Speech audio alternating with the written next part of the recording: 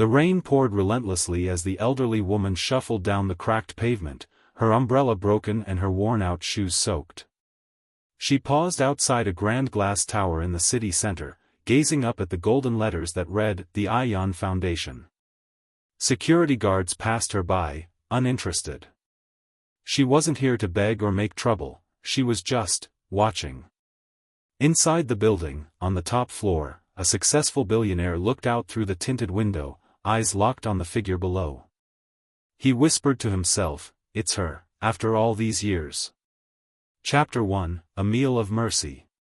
30 years ago, in a small village on the edge of the city, lived a woman named Mina.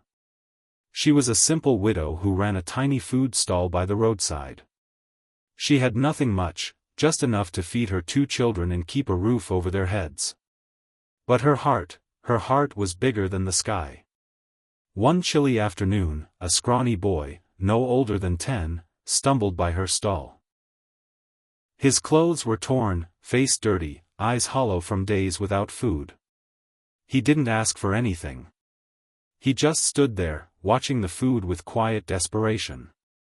Without a word, Mina served him a warm plate of rice and lentils, poured him water, and even gave him a small blanket she had under the stall. "Eat, Beta," she said softly. "Your stomach should never go to sleep empty." The boy looked up at her, tears in his eyes, and asked, "Why are you helping me?" "I can't pay you." She smiled, brushing the hair from his face. "Maybe one day, you'll help someone too." He never forgot her face. Or that moment. Or that meal. Chapter 2, The Lost Years. Life didn't grow easier for Mina. Over the years, she lost her stall to a highway expansion, struggled to pay rent, and eventually moved to a poorer part of the city. She worked odd jobs, washing clothes, cleaning homes, anything she could find, just to survive. Her children moved to distant towns for work and rarely visited. Still, she never lost hope, and never stopped helping those in need, even if it was just offering water to a thirsty stranger or sharing her last piece of bread with a beggar. Meanwhile, the boy, whose name was Ion, drifted through hardship. After losing his parents, he lived on the streets, then in shelters. But that one act of kindness from Mina became the fuel in his soul. He worked hard, studied under streetlights, cleaned shops, delivered newspapers. One day, a kind teacher noticed him and got him admitted into a public school. Ion never looked back. He became a bright student, earned scholarships, studied business, and built a tech company from scratch. That company grew beyond his wildest dreams. But he never stopped searching for her, the woman with the warm meal and the kind eyes. Chapter 3, The Search. For years, Ion sent people back to that village, asked old locals, combed through shelters and NGOs. But the trail was cold. Some people said Mina had passed away. Others said she had gone to a faraway city. But Ion never stopped looking. He built a foundation in her name, the Mina Mission, to feed the hungry across the country. Every kitchen in that foundation carried a sign that read, "One warm meal can save a life." He said nothing about his story.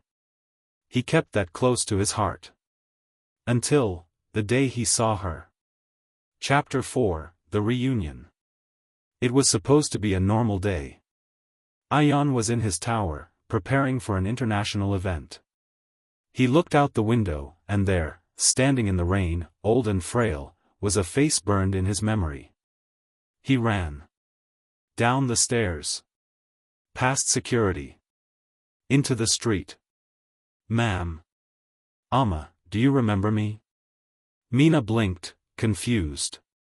Then her eyes widened. "You," she whispered. "You were the boy, the hungry one." Tears flowed like rivers down both their cheeks. "I've been looking for you for 30 years, he said, kneeling before her. "But why?" she asked. "Because one day you gave me a meal," he said, voice breaking. "And now, I want to give you the world." Chapter 5, The World She Gave. Ayan brought Mina into his home. Gave her a room bigger than her old house. Doctors, clothes, food, anything she wanted. But more than that, he gave her a purpose. He made her the face of the Mina mission. Wherever she went, people stood to greet her. Schools were opened in her name. Streets were renamed in her honor.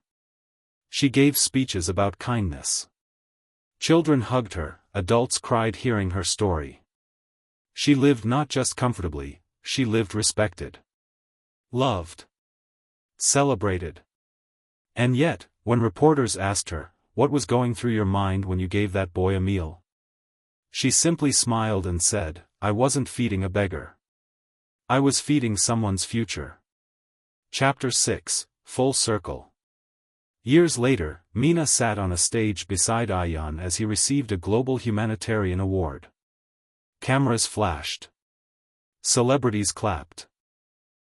But Ayan turned to the crowd and said, "Please, don't clap for me. Clap for the woman who showed me that even the smallest act of kindness can echo through time. She is my reason. She is the light in my darkest days." The audience stood and clapped. Mina's eyes filled once more. That night, she whispered a prayer to the stars, "Thank you, God, for letting me live long enough to see how powerful a single meal can be." Closing scene. The next morning, as sunlight filled her room, Mina wrote a note and placed it on her bedside table. It read, "If you ever have the chance to help someone, do it.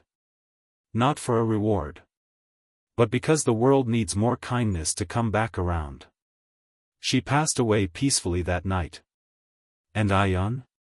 He made sure her note was printed on every meal packet served by the Mina mission, a final message to the world, from the woman who once gave one meal, and received the world in return.